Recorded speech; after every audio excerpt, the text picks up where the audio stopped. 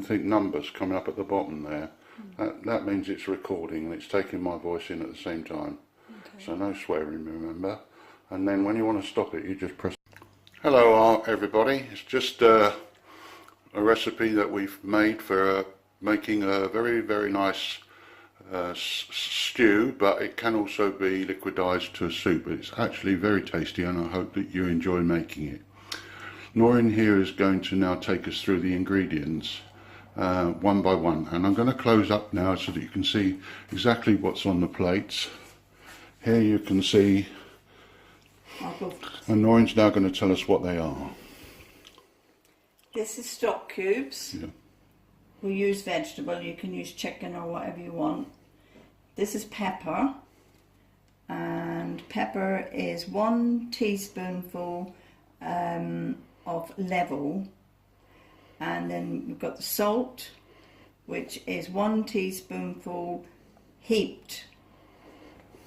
Then we've got the turmeric, which is 1 dessert spoon of turmeric heaped. Then we've got flax seed, and that's 1 dessert spoonful heaped. And then we've got thyme, and that's 1 dessert spoonful level.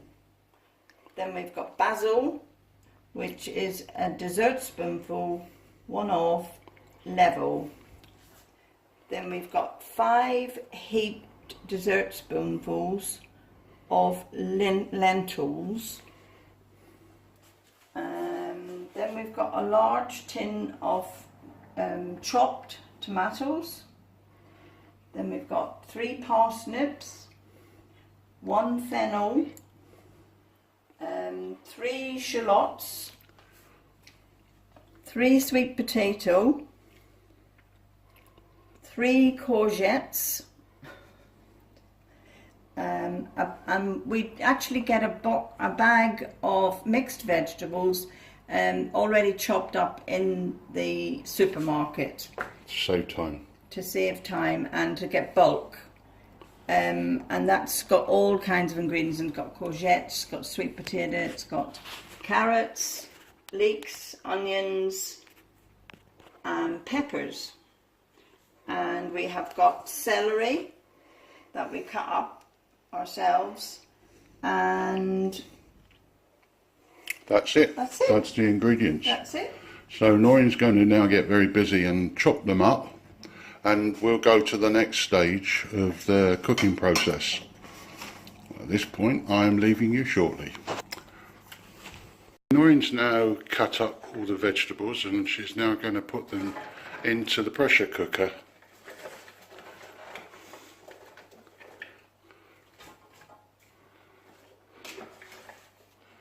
Unfortunately, the pressure cooker is a maximum of 5 litres, and to get enough to last us a week we have to do 2 separate pots, but that's just one of those things.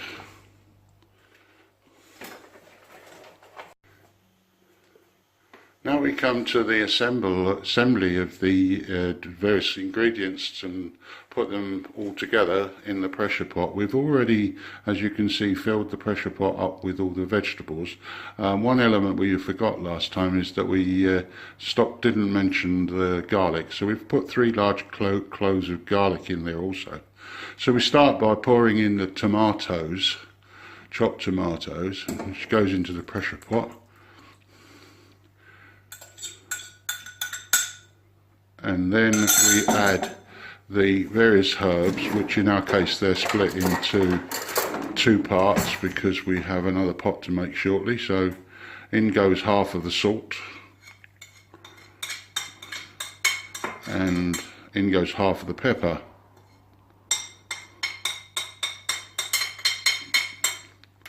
Now half of the turmeric.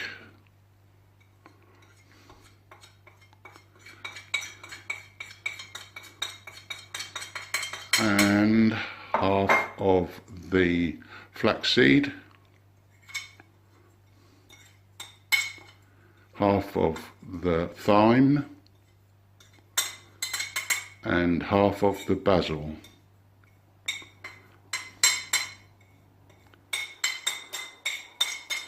And finally, what we do now is put in the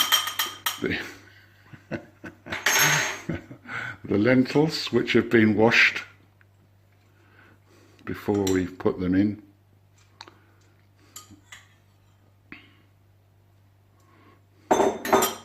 And now we are going to add 1 1/4 litres of stock.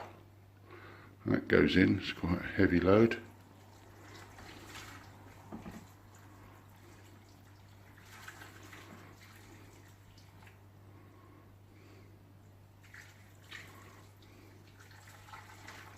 Okay. It hasn't actually covered the vegetables, but we don't really want to, because technically we should only use about 1/2 litre in a pressure pot, but we find that the juice is really tasty, so it's nice to have in the stew. Anyway, what we can do now is the awkward job of setting the lid on, because it always seems to be a problem, but it's sometimes works first time and then other times it doesn't. And as you can see, Noreen's trying to put it on now, and it clicks on. That means now that the lid is fixed. What we have now is 2 elements to this pressure cooker, which I'm going to point out to you. This is the vent. When the vent is showing the steam thing, that's when the steam is naturally coming out through this hole. And over here we have an actual pressure regulator. When this comes up, pops up, and it's a red like dome pops up, the lid cannot be removed, because it tells you that the pressure of the cooker has reached sufficient to lock it down. And you cannot open this once you see that red thing. In fact, it takes a while even when you finish cooking. Okay, so what we're going to do now is we're going to set it with the vent open, and we're going to basically put it on a high heat on the stove. It's here. And we want basically to heat it quickly until we see some steam coming out of the vent, and then we will close the vent.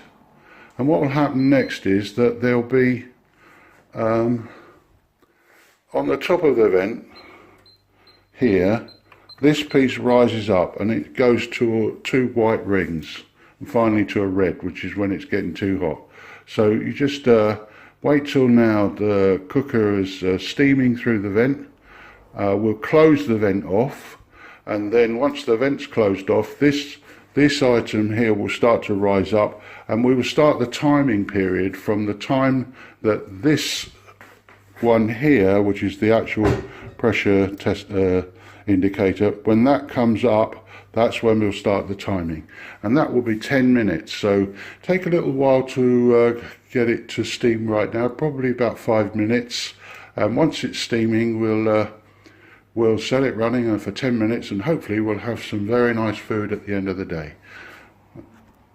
As you can see now, the steam is venting from the vent hole, and now we're going to close it off, and the pressure will then build up in the pot, and from this moment we will take a time of 10 minutes, and that's when we'll stop the cooking process. But before we say any more, we need now to turn it down on heat. We want to put it down to certainly almost 6 will do, yeah.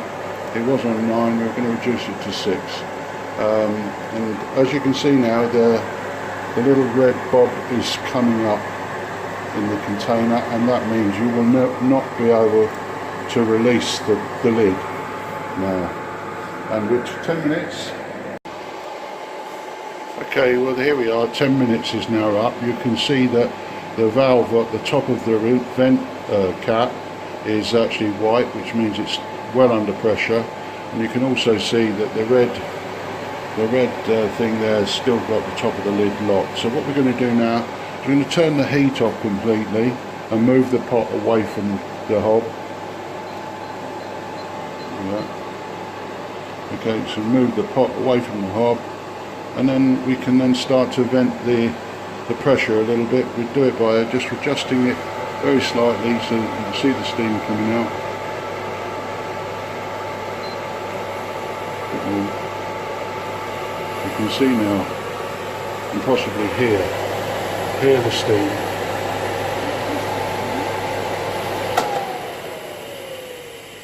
You can see it's venting, and we tend to vent it very slowly and then a little bit more as the pressure drops on that white marker thing, and then hopefully it'll be depressurized when the red spot goes down, and we can open the lid and we'll proceed then to show you the food.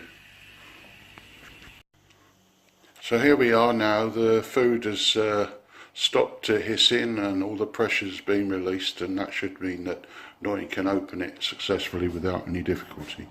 She pushes back the thing and moves it out, and then right round until she can release the lid, and then the lid is taken off, and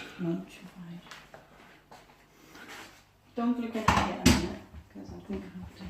yeah, it looks fine. Don't over stir it. I think it needs a lot of stirring. No, that's. A lot of water in it. Huh? There's a lot of water in it. I'm sure that's what you want. That's fine. And that's it. And there it is. That's your 5 a day, guys.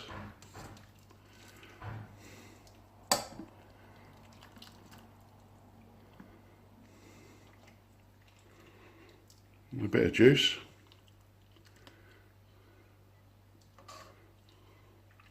I think that's enough, isn't it? Juice. I only eat mostly the juice. And there you can see it, and that she'll finish off by filling the other containers, and we've got next week's or this week's meals, whichever it is. And the thing about this is the ingredients. If you want to feed a family of 3 for say 5 to 6 days a week, and you're prepared to eat frozen when it's been frozen, then you're going to get away with a budget of basically of £20, and that sort of takes in the paninis, which are there, which we always have with butter, and in the morning your muesli, which is good too.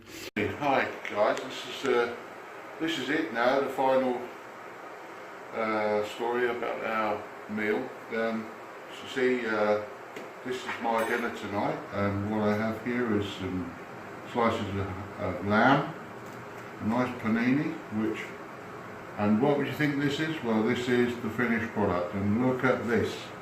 Just you see how good that looks, and you go, oh, absolutely delicious.